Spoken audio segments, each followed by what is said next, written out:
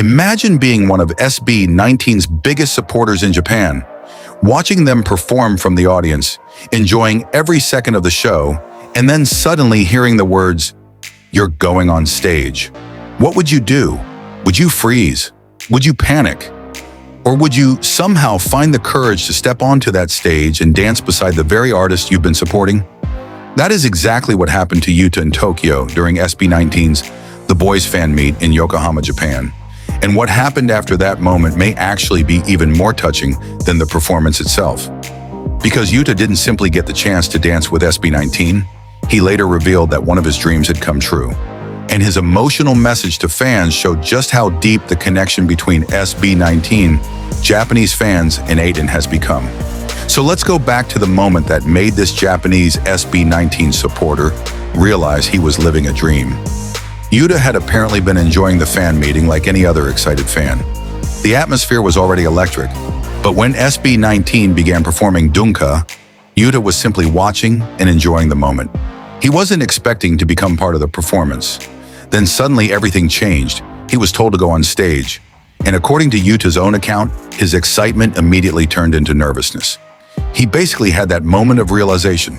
Wait, I'm going up on the stage where SB19 is? And honestly, who could blame him? Imagine being surrounded by thousands of people while standing on the same stage as the group you've supported for so long. But something beautiful happened once he actually stepped onto that stage. The nervousness disappeared, and excitement took over.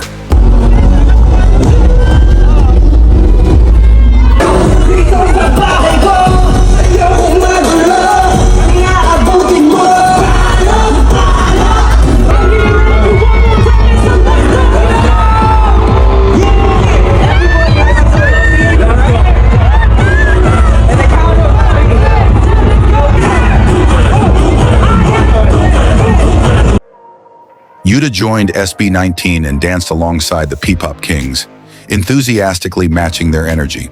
For the fans watching, it became one of those unexpected moments that you simply cannot recreate. It wasn't just another performance. It was a fan living out a dream in real time. And that is exactly why the moment became so memorable. But then Yuta went to social media and explained what that experience actually meant to him.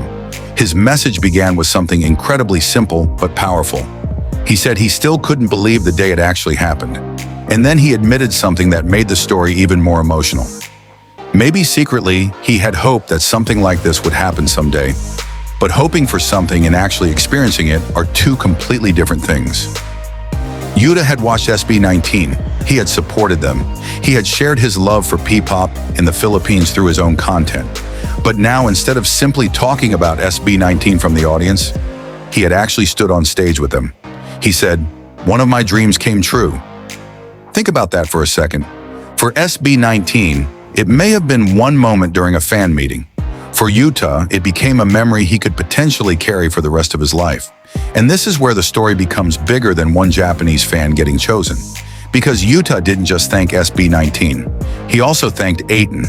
He explained that through his love for P-pop, SB19 in the Philippines, he had met so many amazing people. Some became friends, some even began to feel like family. And that tells us something important about what SB19 has built. A fandom can begin with music, but sometimes it grows into something much bigger. People from different countries discover the same artists, begin interacting with each other, share experiences, and eventually form friendships that cross language and cultural barriers. And Yuta's story is a perfect example of that. He isn't Filipino, he's Japanese. But his love for SB19 and P-pop has connected him with Filipino fans and the wider ATIN community. And now he has a personal memory that makes that connection even stronger. He eventually reached the biggest emotional moment of his message when he basically celebrated the fact that he had finally gotten to collaborate with SB19. And his excitement was impossible to hide. He described it as one of the craziest and happiest moments of his life. That statement is important. Because when international fans talk about SB19, it's easy to focus only on numbers, views, streams, charts, sold-out events, international appearances. But moments like this show another side of SB19's growth. They show human impact. A Japanese fan didn't just listen to a Filipino group, He didn't just watch their videos, he didn't just attend a concert, he ended up standing beside them on stage. And perhaps most importantly, he felt that the experience was meaningful enough to publicly share his gratitude with the people who helped make that journey possible. This is one of the things that makes SB19's expansion into Japan so fascinating. They're not entering a country and simply performing for an audience. They're creating relationships with people who genuinely connect with their music and culture. And when fans like Yuta proudly talk about P-pop, SB19, and the Philippines, that organic connection becomes even more powerful. Because international growth doesn't always begin with a massive advertisement. Sometimes it starts with one person discovering a song, then another person watches, then someone makes a dance video, then a community forms, and eventually that person who once watched from the audience is standing on stage beside the artists themselves. That's what makes this particular moment so special. Yuta went into that fan meeting as a supporter. He walked onto the stage as a nervous fan, and he walked away with a memory that he described as one of the happiest moments of his life. And there's another detail that makes this even more wholesome.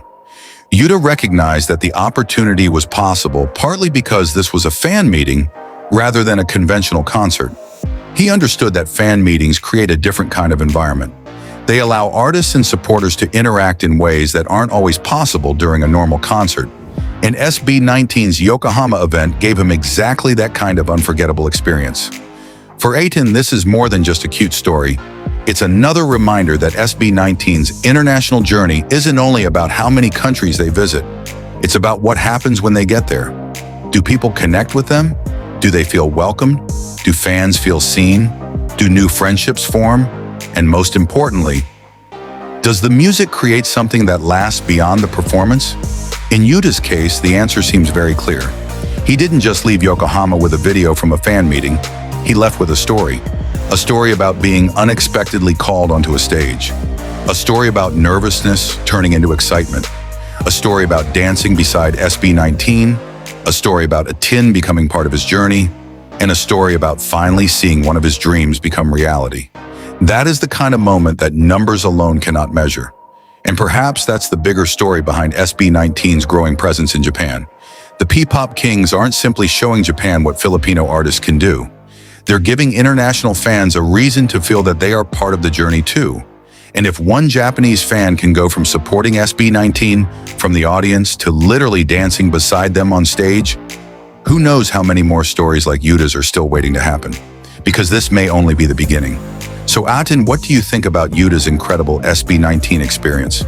Would you have been able to walk onto that stage without completely losing your mind? And do you think moments like this show just how powerful SB19's connection with international fans has become? Let us know in the comments. And if you're enjoying these stories about SB19's growing global journey, make sure you subscribe to Starwave, because the next unforgettable SB19 moment could be happening anywhere in the world, and we will be here to tell the story. SB19's journey is no longer just a Filipino story. The world is becoming part of it.